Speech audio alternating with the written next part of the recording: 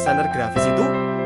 Keren banget. Kamu bisa menciptakan visual yang memukau, mengubah ide jadi karya seni, dan membangun dunia imajinasi lewat gambar. Tapi, pernahkah kamu merasa stuck? Merasa desain yang sudah kamu buat dengan susah payah ternyata masih belum bisa memuaskan klien? Kamu sudah lembur? Sudah mencoba berbagai gaya? Tapi ujung-ujungnya dapat notifikasi yang paling ditakuti semua desainer? Bisa direvisi lagi? Momen seperti ini seringkali bikin kita bertanya-tanya. Apakah skill teknisku yang kurang? Apakah seleraku yang jelek? Tunggu dulu, masalahnya mungkin bukan di sana.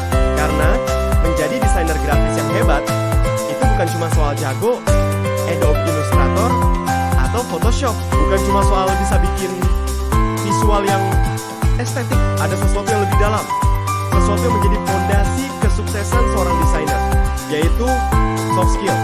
Coba bayangkan ini, kamu bukan hanya seorang seniman, tapi juga seorang komunikator ulung. Kamu bisa dengan percaya diri mempresentasikan ide di depan klien atau tim. Kamu menjelaskan kenapa memilih palet warna ini, apa filosofi di balik tipografi itu, dan bagaimana konsep desainmu banner-banner menjawab kebutuhan mereka. Kamu tidak hanya menunjukkan gambar, tapi kamu bercerita, membangun keyakinan, dan mengajak mereka masuk ke dalam visimu. Inilah kekuatan komunikasi.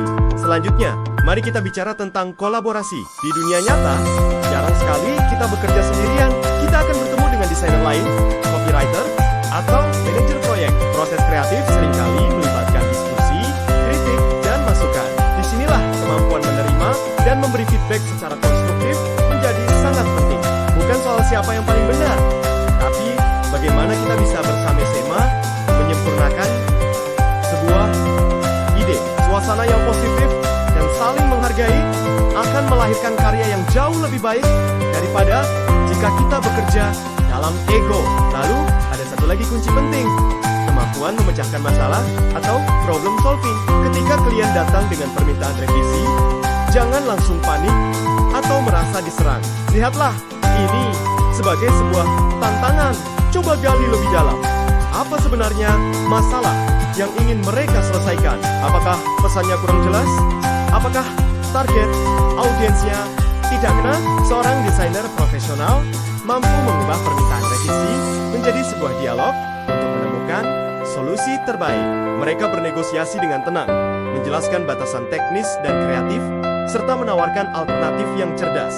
Mereka bukan sekadar tukang gambar, tapi mitra strategis bagi klien. Komunikasi, problem solving, dan sikap profesional. 3 hal ini adalah kompetensi inti yang akan membedakanmu. Tanpa soft skill ini, seorang desainer mungkin akan terus-menerus terjebak dalam siklus revisi tanpa akhir, merasa tidak dihargai, dan sulit berkembang. Mereka menjadi pasif, kurang percaya diri, dan hanya menunggu perintah. Sekarang, bayangkan versi dirimu yang lain, seorang desainer yang tidak hanya punya portofolio yang ciamik, tapi juga piawai berkomunikasi. Seseorang yang dipercaya klien, bukan hanya karena skill teknisnya, tapi karena kemampuannya mendengarkan, memahami masalah, dan memberikan solusi yang ringan. Ia tenang, percaya diri, dan setiap proyek yang dikerjakan menjadi bukti kemampuannya membangun profesional yang kuat, karier yang terus menyonya semakin bersinar. Dan yang terpenting, semakin setiap proses seperti jangan lupa menjadi desainer grafis yang sukses adalah sebuah proses yang tak teruslah masalah tersebut, tapi jangan melupakan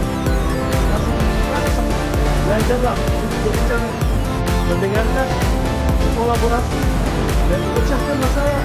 Karena pada akhirnya selesai terbaik bukanlah yang paling indah, tapi yang paling berhasil menyampaikan pesan dan menyelesaikan masalah. Dan itu semua dimulai dari dirimu. Terima kasih sudah menonton. Jangan lupa subscribe konten inspiratif lain tentang dunia desain dan kreativitas. Dan jumpa video